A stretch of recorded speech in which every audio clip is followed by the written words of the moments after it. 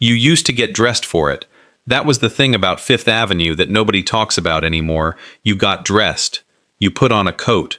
You picked shoes that weren't for walking, because walking wasn't the point. The point was arrival. You were going to the stores, and the stores were not shops. They were marble and limestone and brass, with canopies over the entrance and doormen who knew your name if you came often enough. You could eat lunch on the 8th floor. You could drop your children at a nursery where they'd be given ice cream sundaes while you tried on hats.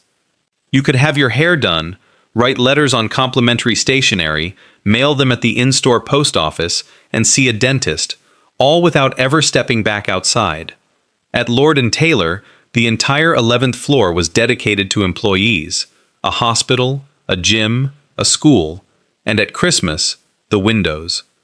Saks Fifth Avenue, across from St. Patrick's Cathedral, the facade lit with 300,000 LEDs synchronized to music. Bergdorf Goodman at 57th, each window a miniature stage set designed by artists who'd once included Salvador Dali and Andy Warhol. Lord & Taylor at 38th Street, the mechanical scenes that children pressed their noses to the glass to watch. That was the route. You walked it. Millions of people walked it.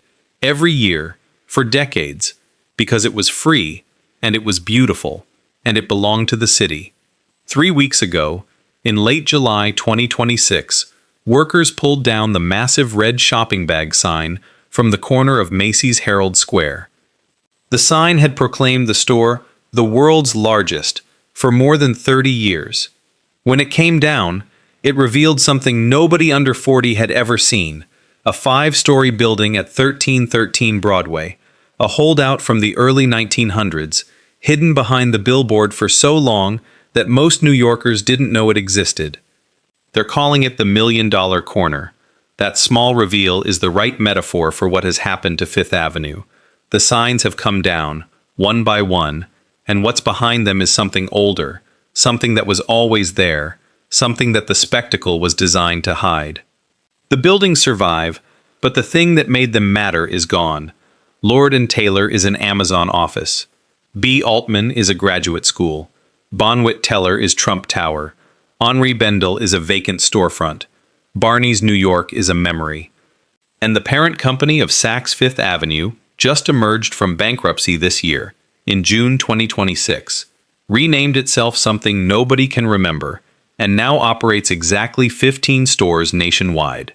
This is the story of how Fifth Avenue became the most famous shopping street in the world, and how that world vanished. Not in a single collapse, but in a sequence of closings stretched across 4 decades, each one removing another name from the skyline until the street that once defined American retail became a corridor of European monobrand boutiques and, in at least one notable case, a store where nothing costs more than $5. The story begins not on Fifth Avenue, but 6 blocks west and 30 blocks south.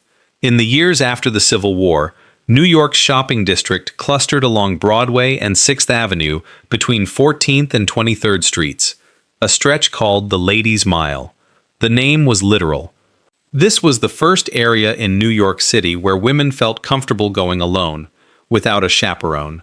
The department stores that lined it, A.T. Stewart, Arnold Constable, Lord & Taylor, Stern Brothers, had cast-iron facades with enormous plate-glass windows, a new technology that let shop owners display their goods to the sidewalk. You could see what was inside without committing to enter. The concept had a name that still exists: window shopping. The Ladies' Mile worked because the city's wealthy lived nearby, around Union and Madison Squares. But by the turn of the century, that money was moving north. The mansions went uptown. The department stores followed. Benjamin Altman made the first move. In 1906, he opened B. Altman and Company at the corner of 5th Avenue and 34th Street. It was the first large-scale department store on the avenue, and Altman understood the problem. 5th Avenue was residential. The brownstones and mansions that lined it did not want a commercial neighbor, so he hired the architects Trowbridge and Livingston, and they designed a building that didn't look like a store. It looked like a palace. French limestone facade, 8 stories, Italian Renaissance style. It could have been a private club or a foreign embassy. The neighbors didn't complain. They started shopping there instead. Benjamin Altman died in 1913, a year before the Madison Avenue extension of his store was completed. He had no heirs. He transferred every share of B. Altman and Company to the Altman Foundation, which he'd created to support charitable causes. He never saw his store finished. It would outlast him by 76 years. Other stores followed Altman uptown. Lord & Taylor opened its new flagship at 424 Fifth Avenue in February 1914, an 11-story building designed by Starrett and Van Vleck in the same Italian Renaissance Revival style. The building had 20 elevators, delivery ramps invisible from the street, and display windows mounted on hidden lifts so they could be changed without disrupting the storefront. Architecture magazine called it a public gift and a benefit. Lord & Taylor would remain in that building for 105 years. Then came the store that took the street's name as its own. Horace Sachs and Bernard Gimbel, scions of two of the biggest retail families in New York, shared a dream of building a specialty store that would be synonymous with taste. They bought a site between 49th and 50th Streets on Upper Fifth Avenue, directly across from St. Patrick's Cathedral, and on September 15, 1924, they opened Saks Fifth Avenue. The name was the statement. Not Saks on Fifth Avenue, Saks Fifth Avenue. The street was the brand.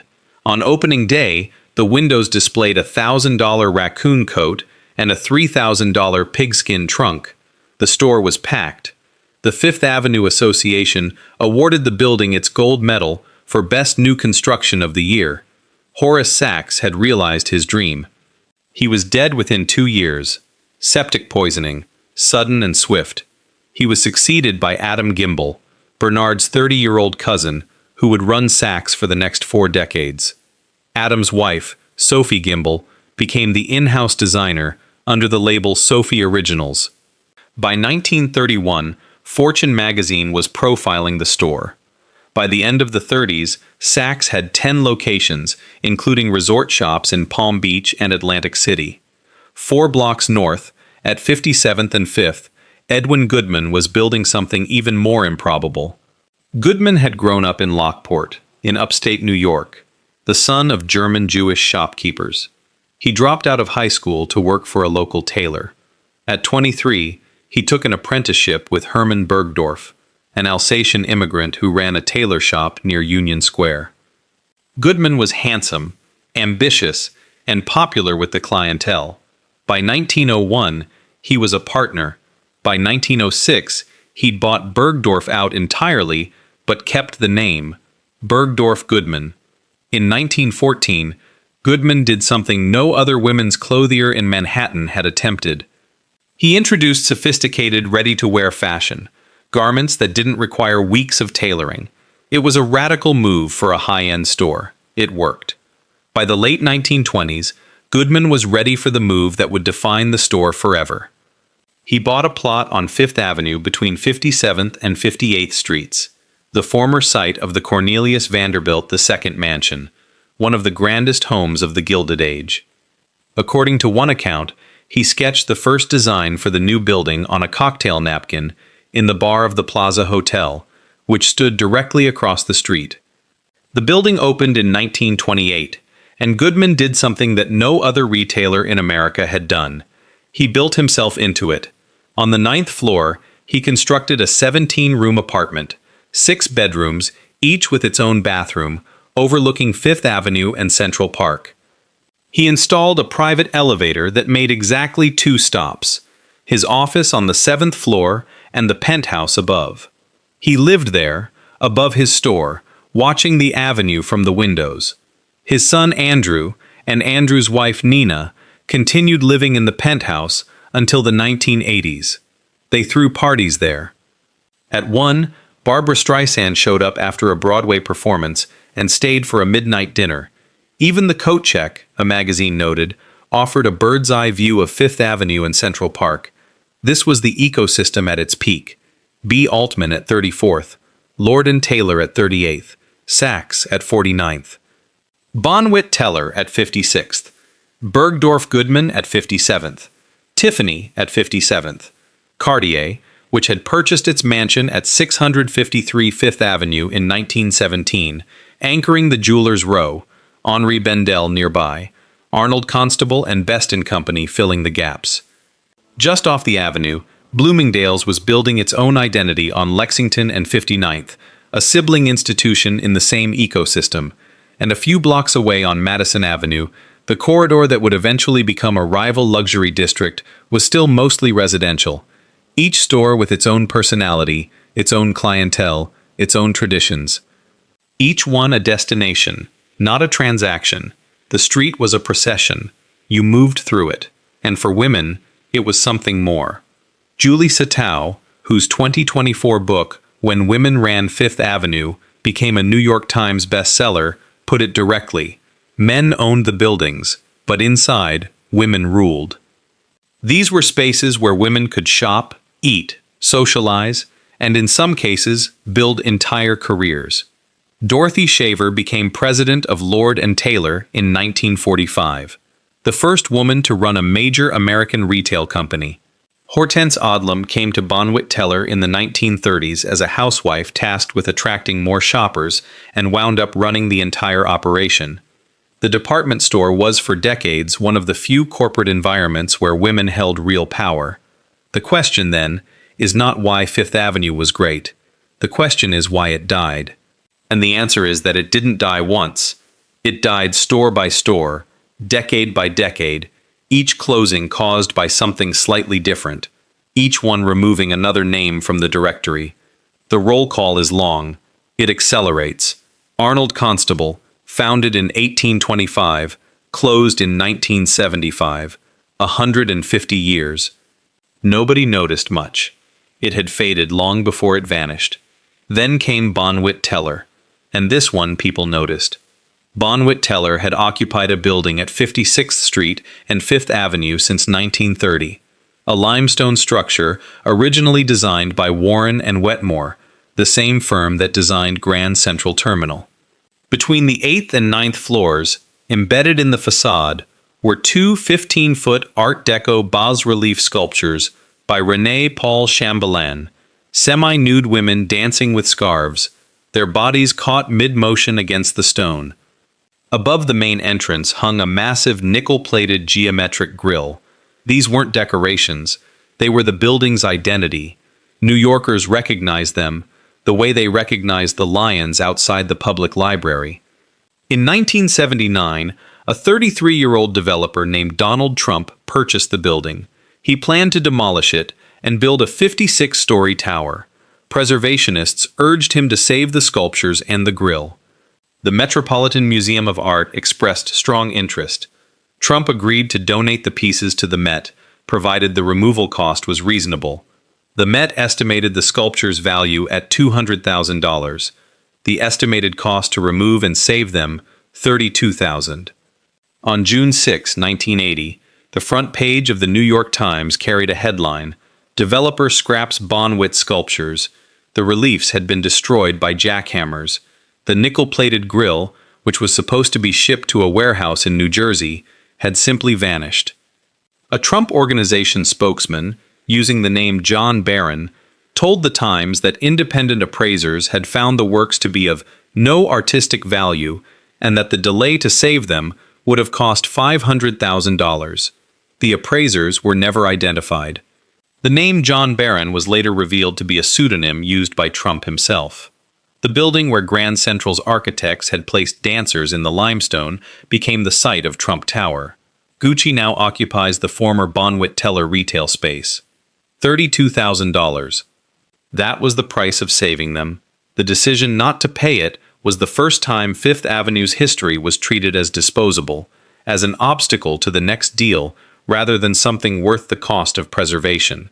It would not be the last. 9 years later, in 1989, Altman filed for bankruptcy. The cause was almost comically precise. An Australian developer named George Herskew, through his company L.J. Hooker, had purchased both B. Altman and what remained of Bonwit Teller. Herskew knew nothing about operating American department stores. He used the brands as anchors for shopping centers in markets where neither had any name recognition. It failed. B. Altman's last day was December 31, 1989. No Santa that year, just a going out of business sale. The building survived because of a decision made 4 years earlier. In 1985, the New York City Landmarks Preservation Commission had designated the B. Altman Building a landmark. It couldn't be torn down. After 7 years sitting empty, it was renovated. The CUNY Graduate Center moved in around 2000. Oxford University Press took the Madison Avenue wing. The limestone facade, the display windows, and the curving glass canopies above the entrance that Benjamin Altman installed in 1906 are unchanged. Students walk through the same doors that shoppers walked through for 83 years. They just don't know it. The same pattern played out across the country in the 1990s. Gimbels, Wanamakers, Jordan Marsh, Filene's, Marshall Field's, the great regional department stores were swallowed by conglomerates, merged with competitors, and stripped of their identities. But on Fifth Avenue, the flagships held. Saks was still there. Bergdorf was still there. Lord & Taylor was still there. The ecosystem was damaged, but the names on the buildings hadn't changed. What changed was what happened behind them. In 1993, Barney's New York opened a 230,000 square foot flagship on Madison Avenue, the largest new store in New York City since the Great Depression. It was designed by Peter Marino, and it was beautiful, and for 26 years it stood as one of the most important retail addresses in the world. It appeared in Sex and the City and Will and Grace. It was where you went when you wanted to be taken seriously. But Barney's carried a problem that every Fifth Avenue store would eventually share: the rent. In January 2019, the rent on the Madison Avenue flagship jumped from roughly $16 million a year to $30 million. The store handled nearly half of Barney's total sales, $800 million in 2018, but that doubling of rent nearly wiped out its earnings. On August 6, 2019, Barney's filed for Chapter 11 bankruptcy. In its final months, Barney's put up window signs at the Madison Avenue flagship that read, "Not closed," and "Barney's till I'm dead." A journalist involved in the campaign told GQ that Barney's had never been more relatable. "Financial distress," he said, "is a common American trope." And then came 2019, the year that broke Fifth Avenue. In September 2018, L Brands announced it was closing Henri Bendel after 123 years. The reason was corporate. L Brands, which also owned Victoria's Secret and Bath & Body Works, wanted to focus on its larger brands that have greater growth potential. Henri Bendel generated $85 million in annual revenue. It wasn't enough. All 23 stores and the website closed by late January 2019. Henri Bendel had been founded in 1895 by a women's hat maker from Lafayette, Louisiana. In 1923, he gave 45% of his company's equity to his employees. L Brands acquired the store in 1985, and what retail analysts described as decades of underinvestment followed. One consultant said the brand had been starved for attention.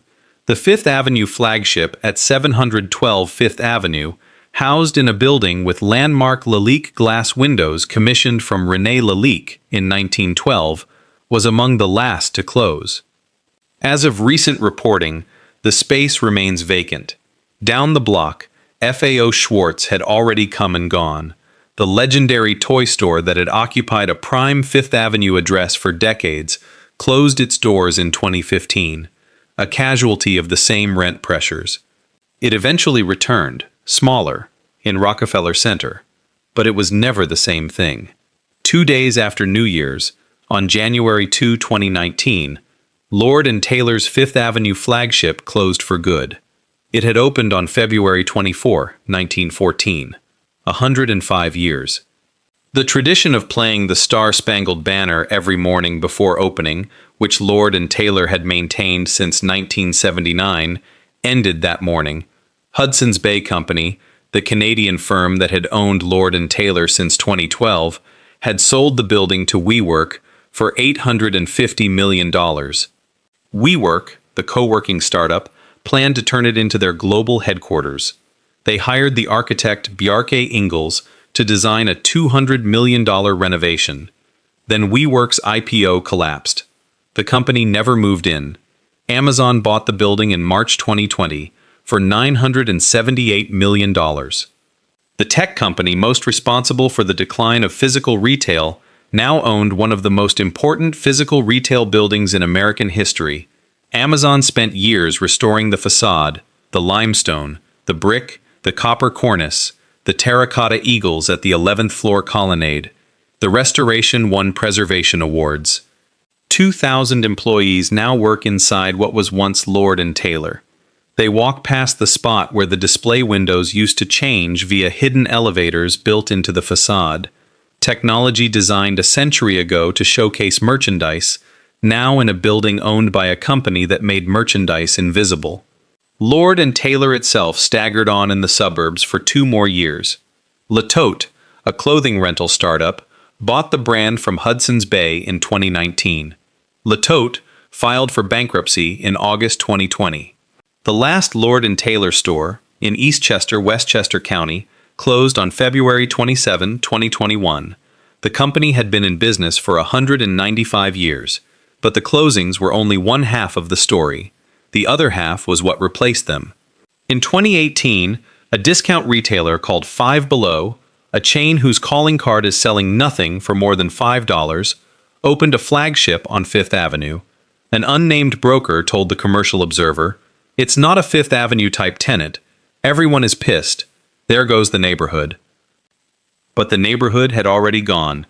H&M, Zara, Skechers, and Uniqlo had all taken prominent positions on the avenue. The 11-block stretch between 49th and 60th Streets, once known as Luxury Row, was drifting, as one retail analyst put it, from pure luxury to more aspirational brands. The number that tells the story most clearly is the rent. In 2014, ground floor retail space on Upper Fifth Avenue hit a record of $3,550 per square foot per year. By 2022, it had dropped to $2,000, and in late 2024, for the first time since the Cushman and Wakefield Main Streets Across the World report, launched in 1988, a European street took the top spot. Milan's Via Monte Napoleone, a street of monobrand luxury boutiques, not a single department store among them, overtook Fifth Avenue at $2,047 a square foot versus Fifth Avenue's flat $2,000. The irony runs deep. The shopping street that perfected the department store was overtaken by a street that has none. The format that Fifth Avenue invented, the multi-brand emporium where you could spend an entire day, breakfast to dinner, nursery to dentist, is the format that's dying. What's replacing it, on Fifth Avenue and everywhere, is the monobrand flagship. Tiffany, now owned by LVMH after a $15.8 billion acquisition, spent somewhere between $250 million and $800 million renovating its 10-story Fifth Avenue flagship. They reopened it in 2023 and renamed it the Landmark. Louis Vuitton, another LVMH brand, is currently demolishing its existing flagship at 57th Street to build an entirely new tower at an estimated cost of $500 million. Dior has a presence on the avenue. Prada occupies a prominent corner. Saint Laurent, owned by Kering, is there. Rolex is building a new 30-story tower at 665 Fifth Avenue with a 43,000 square foot flagship, its largest in the world. Ralph Lauren has maintained a significant flagship presence on the avenue for decades, a rare American monobrand among the European houses. And Chanel opened its first U.S. watch and jewelry flagship at 735th Avenue in 2024. The money is staggering, but the nature of the investment has inverted. These aren't stores that carry other people's merchandise. These are temples to a single brand. You don't browse, you worship. Which brings us to the last domino, and the one that fell most recently.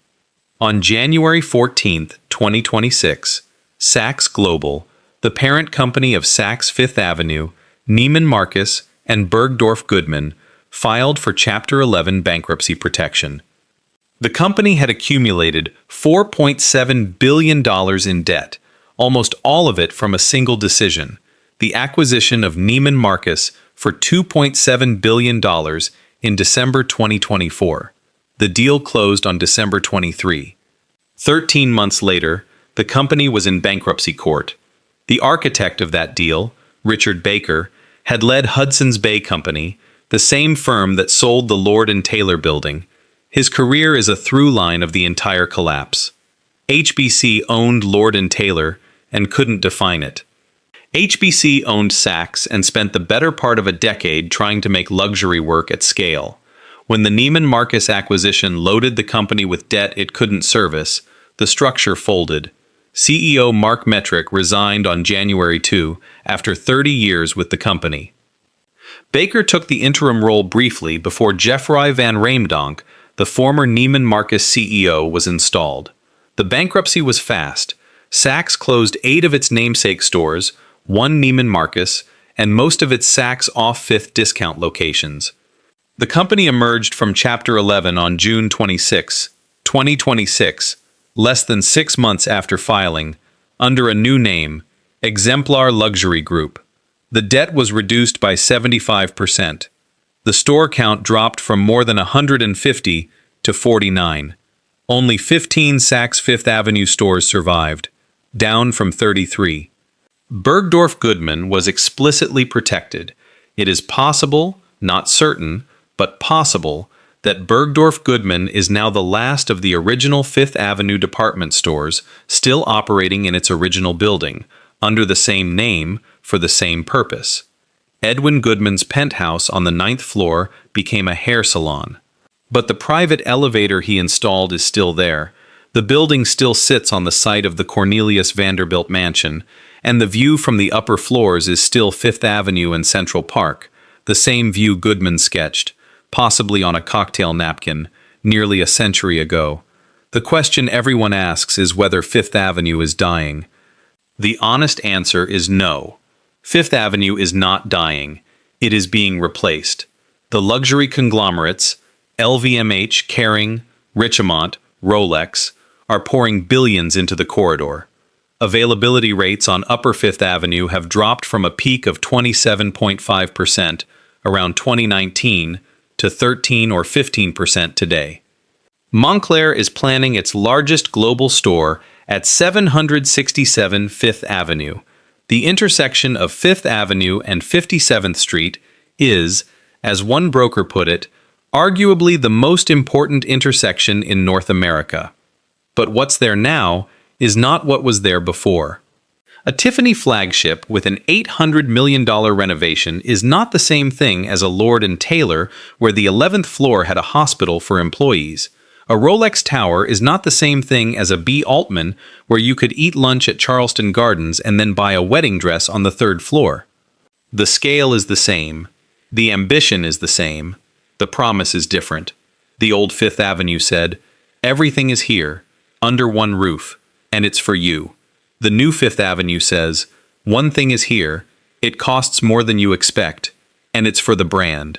The buildings remain. That is the strange grace of this story. Silhouette facade at 34th Street is unchanged since 1906.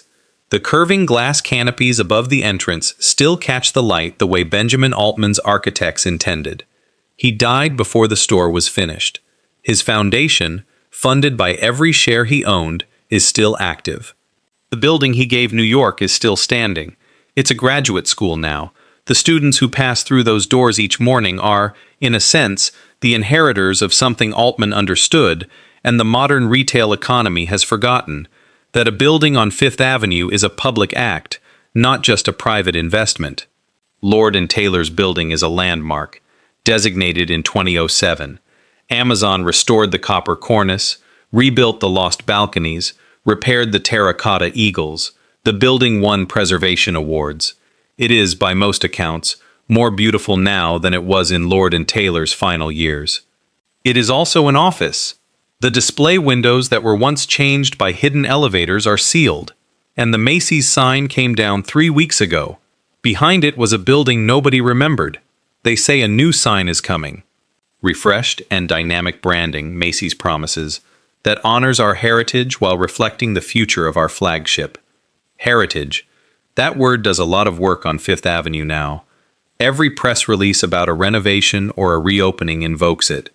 Every new tower acknowledges the history of the site it's replacing. The language of preservation is everywhere. The thing being preserved is not. What vanished from Fifth Avenue was not the architecture. The architecture is magnificent and mostly intact. What vanished was the ritual, the act of getting dressed and going to the stores. The afternoon that started at Altman and ended at Bergdorf Goodman. The Christmas windows that you walked your children to see because your parents had walked you. The doorman who knew your name. The 11th floor with the hospital and the gym and the school. The lunch counter and the writing room and the complimentary stationery. The stationery. That might be the detail that says it all. A department store once gave you free paper and envelopes, right there in the store, so you could sit down and write a letter to someone while you rested between floors. It wasn't a purchase. It wasn't a brand experience. It was a courtesy, a small, quiet acknowledgement that you were a person, not a customer, and that the store existed to make your day a little better. That is what Fifth Avenue was, and that is what is gone.